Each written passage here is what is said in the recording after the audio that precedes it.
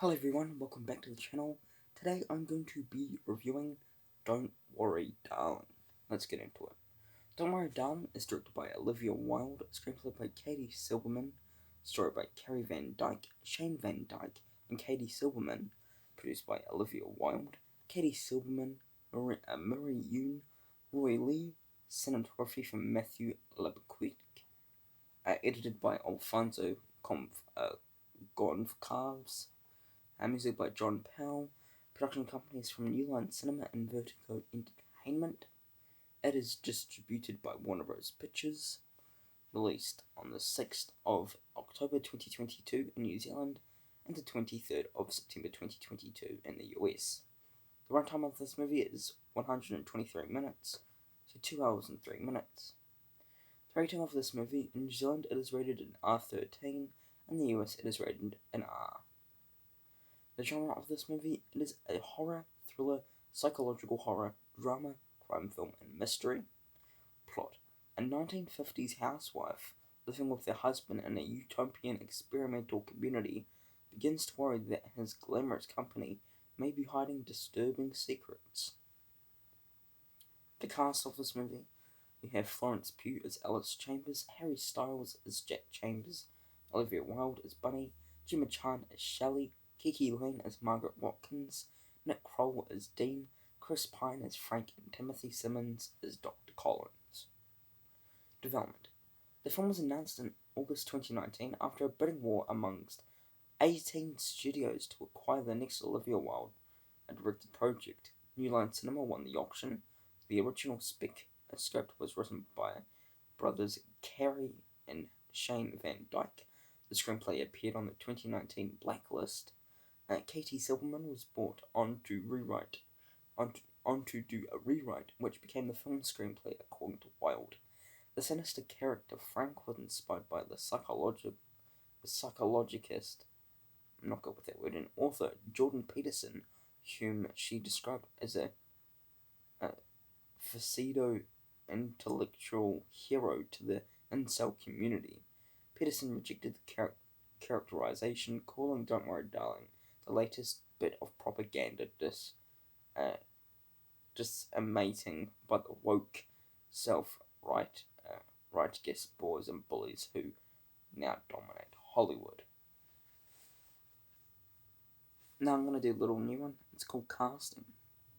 In April 2020, Florence Pugh, Shia LaBeouf, and Chris Pine were added to the cast of the film, with Dakota Johnson joining the next month.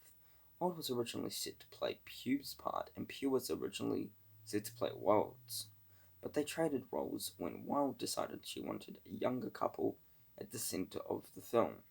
In September 2020, Harry Styles joined the cast replacing LaBeouf. In October 2020, Gemma Chan and Kiki Lane joined the cast of the film, with Lane replacing Johnson, who dropped out due to the scheduling conflicts with The Lost Daughter.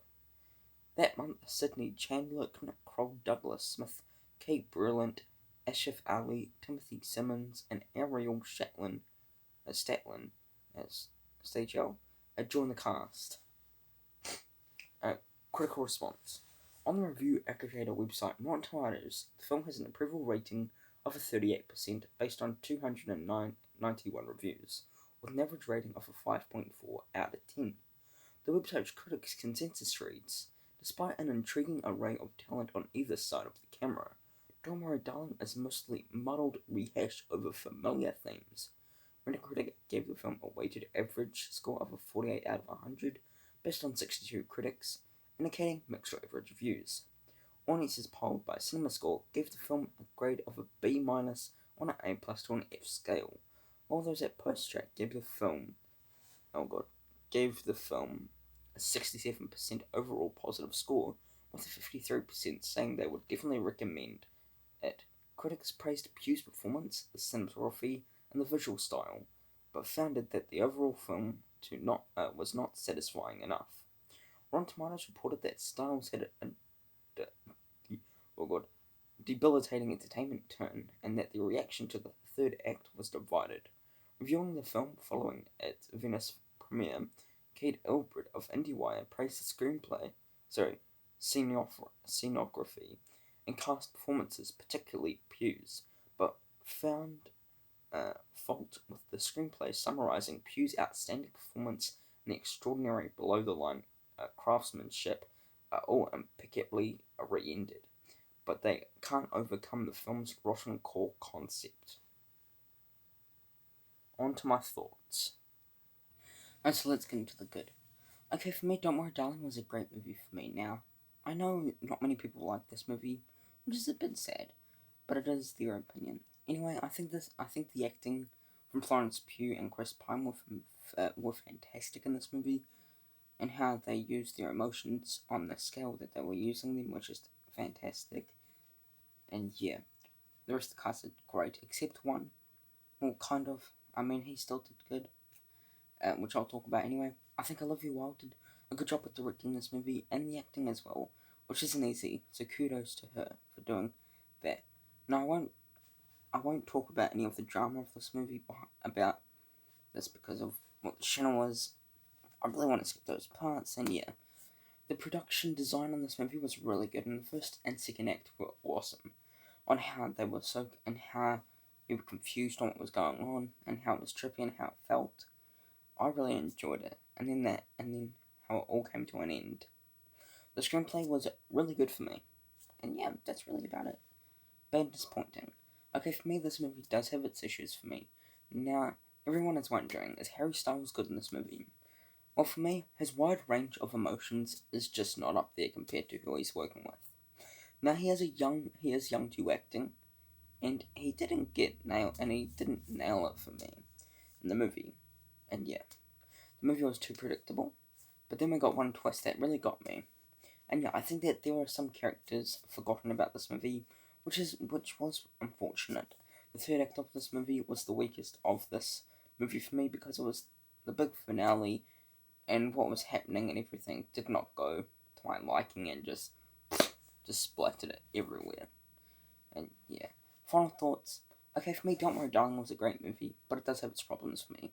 Like Harry Styles' emotional range for me, and the grand finale didn't work for me that well. And the standouts for me was Pugh and Pine. Both of them did great in this movie, and to be honest, I don't get why this movie is getting hated on. Is it because of the drum behind the scenes? I don't know. Anyway, I had a fun time with this movie, and to be honest, I think most people should check this movie out for their own viewing, because this movie could go different ways for people. If you like the trailer, check this movie out. For my score for Don't Worry Darling, I'm going to be giving it a 4 out of 5 stars. Percentage, I'm going to be giving it an 85%. Grade, I'm giving it a B+, and out of 10, I'm giving it an 8.5 out of 10. Thank you for watching my review for Don't Worry Darling. Hope you enjoyed it. Stay tuned to next week where I do another blockbuster, which is Amsterdam. So yeah, thank you for watching. Take care.